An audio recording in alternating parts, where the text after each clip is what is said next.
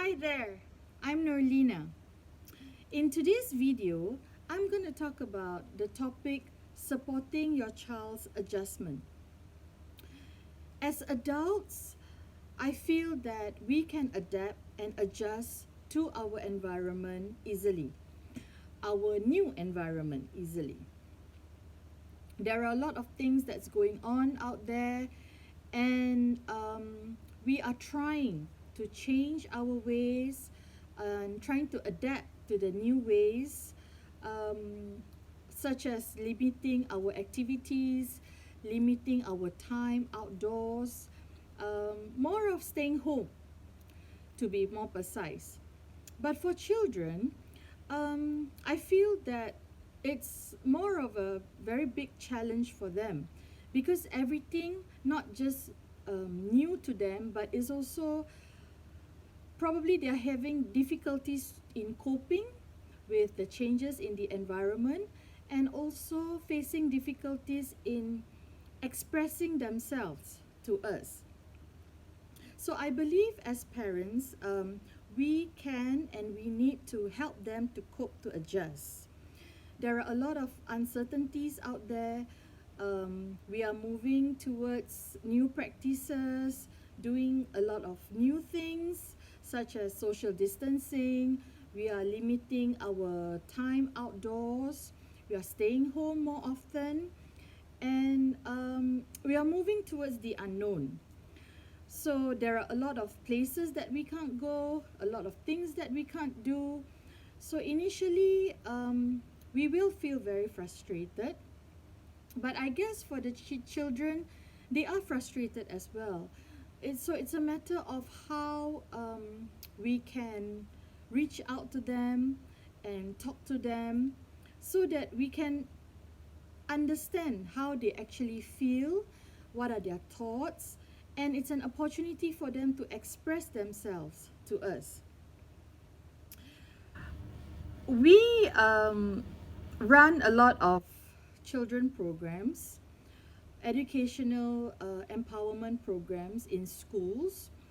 And unfortunately, because the schools are closed due to CMCO, we are unable to conduct any programs. So I was going through some photos of our programs in the past, in early this year, and I noticed there are a lot. We did a lot of group activities. We played a lot of games with the kids. It's part of encouraging them to enjoy learning. There were a lot of fun faces. You could see the kids smiling and enjoying themselves.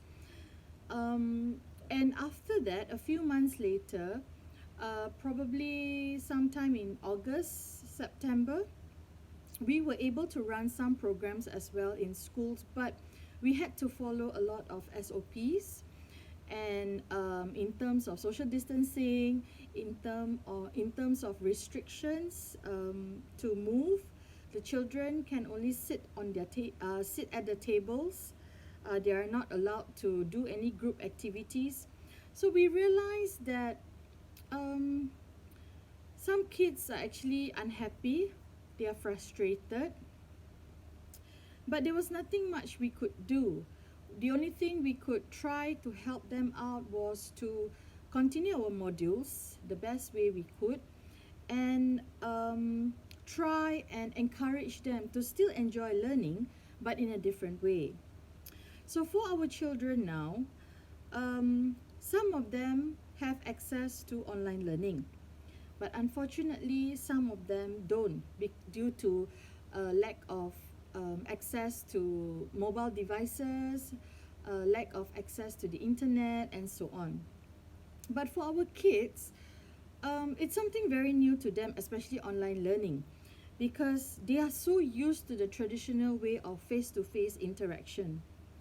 I noticed that my 18-year-old girl, she's in university, she's doing her foundations. She seems to enjoy doing online learning.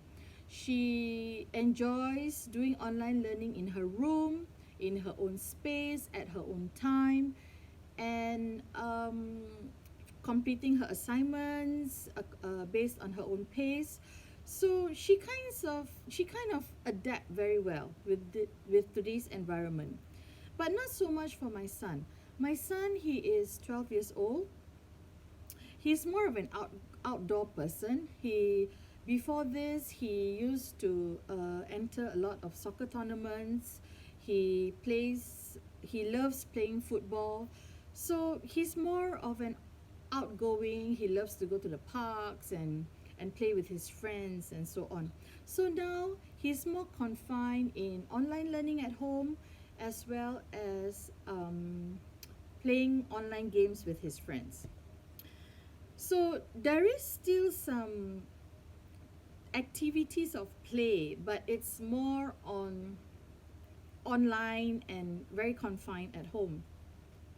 So what I'm trying to say is that we have to understand that our kids are actually trying to adjust to school adjustments as well as life adjustments. I know some moms out there who try to keep their day as similar to a school day, whereas some children, like my son, he only follows the schedule as shared by his school teacher, where that they have certain classes in certain times of the day. So what I want to share with you is that we can help our kids, and there are three ways to go about it. Number one, listen to your children.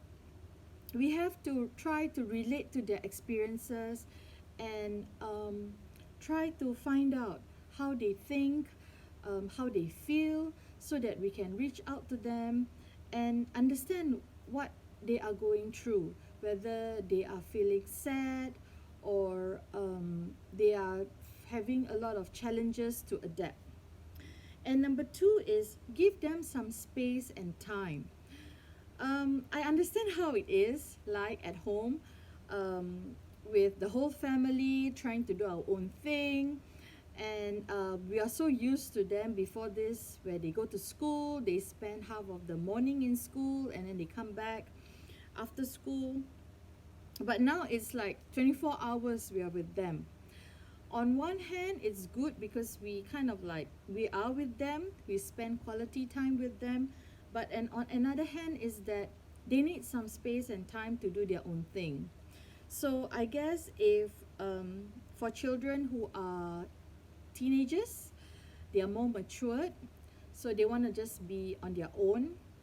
And probably younger kids, they want us to be around with them. And the third tip is try and allocate some time in a day for fun and games.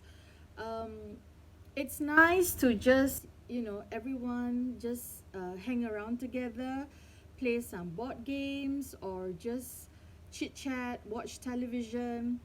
Um, it's more of a time to distress for everyone to just forget about work, forget about studies, forget about homework, and just sit down and chill. In fact, all these are actually good for our mental health and well being. So, that's all for my sharing today. I hope to see you again next time. Thanks. Bye.